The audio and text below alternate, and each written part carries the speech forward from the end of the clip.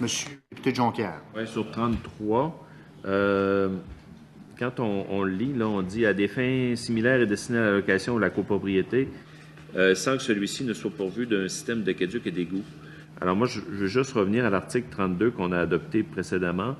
Pourquoi on ne parle pas ne soit pourvu d'une installation de gestion de traitement des eaux pour couvrir les définitions qu'on a amenées à 32 précédemment?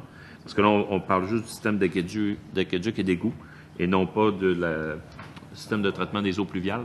Merci, Monsieur le député de Jonquière. On m'indique que Mme Robert pourrait répondre à votre question. Tout à fait. On n'a pas choisi d'utiliser le terme général ou de l'énumération complète parce qu'en fait, c'est vraiment l'aqueduc et l'égout qu'on veut s'assurer de mettre en place. Par exemple, un terrain de camping, un système de gestion des eaux pluviales, ça ne s'applique pas nécessairement. Donc, c'est vraiment d'aller aux éléments là, qui nous préoccupent, qui sont l'aqueduc et l'égout. Merci, Mme Robert. Monsieur le député de Jonquière. Je peux bien comprendre, là, dans un terrain de camping, mais un parc de maisons mobiles. Un parc de maisons mobiles, c'est souvent des résidences permanentes. Alors, il n'y a pas de système il ne pourrait pas y avoir de système de traitement des eaux pluviales dans un parc de maisons mobiles? Ouais. Mme Robert. Pardon. Pour ce qui est des nouveaux,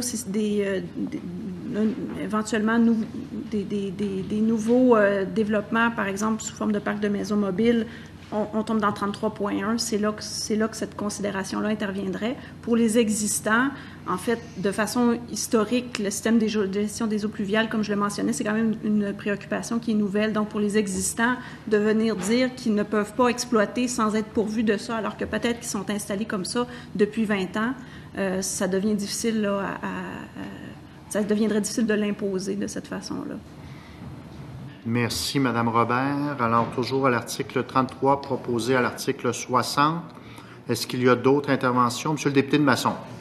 Bien, sur la question du député de Jonquière, juste pour ma compréhension, si on remplaçait système d'aqueduc et d'égout, puis qu'on revient à la terminologie utilisée dans 32, puis qu'on parle d'installation de gestion ou de traitement des eaux, est-ce que quand on parle d'une installation de gestion ou de traitement des eaux, c'est obligatoire d'avoir 1, système d'aqueduc, 2, un système d'égout et 3, un système de gestion des eaux pluviales, ou ça peut être... tu sais, dans le fond, ce que je veux dire, c'est est-ce que c'est une obligation d'avoir les 3? Si on inscrivait à l'article 33, on remplaçait système d'aqueduc et d'égout par installation de gestion ou de traitement des eaux, est-ce que ça doit implicitement inclure aussi un système de gestion des eaux pluviales? Merci, Monsieur le député de Masson. Alors, Maître Grignon va pouvoir répondre à votre question. Maître Grignon, la parole est à vous.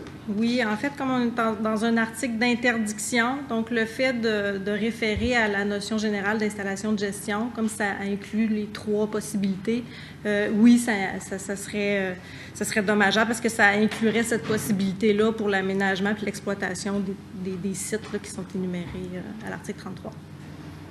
Ça les empêcherait d'exploiter à ce moment-là. Merci, Maître Grignon. Alors, toujours à l'article 33, proposé par l'article 60 sur l'amendement. D'autres interventions, commentaires? S'il y a Monsieur le député de Jonquière. Oui. Bon, je comprends de la réponse de Mme Robert que pour par exemple, le parc de maisons mobiles existant, vu qu'il n'y a pas déjà de traitement de système de traitement des eaux pluviales, on l'a exclu de la définition parce qu'on parle d'un système d'aqueduc et d'égout autorisé. Mais il y a comme un choix là-dedans. Est-ce qu'on pourrait pas inclure le système de traitement des eaux pluviales, même pour les anciens terrains ou sites de maisons mobiles,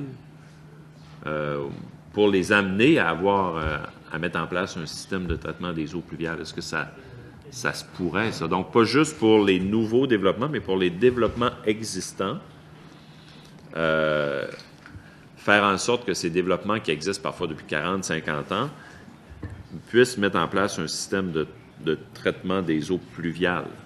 Parce que je comprends que c'est comme si on l'excluait d'emblée pour les vieux, entre guillemets, ou les anciens sites de maisons mobiles, les anciens quartiers de maisons mobiles. et même les terrains de camping, etc. là. Donc, voilà. Pour moi, il y a comme un choix. Là. Je voudrais, peut-être, là, c'est plus le ministre qui pourrait nous répondre sur la question il y a un choix ou non là-dedans. Là. Est-ce que c'est nécessairement impossible pour un parc de maisons mobiles existant depuis 30 ans de mettre en place un système de traitement des eaux pluviales? Merci, Monsieur le député de Jonquière. On m'indique que Mme Robert pourrait répondre à votre question. Mme Robert. Ça représenterait certainement des travaux et donc des coûts majeurs pour ces systèmes-là. Ça obligerait d'aller séparer les eaux d'égouts des eaux pluviales, si par exemple on est dans un système unitaire. Donc, c'est ouvrir toutes les rues, installer des nouvelles conduites. Donc, c'est des coûts et on sait que c'est la situation financière de ce type de parc de maisons mobiles-là ne pourrait pas nécessairement le supporter. Donc, de l'imposer, ça pourrait être très lourd et très difficile d'application. Merci, Mme Robert.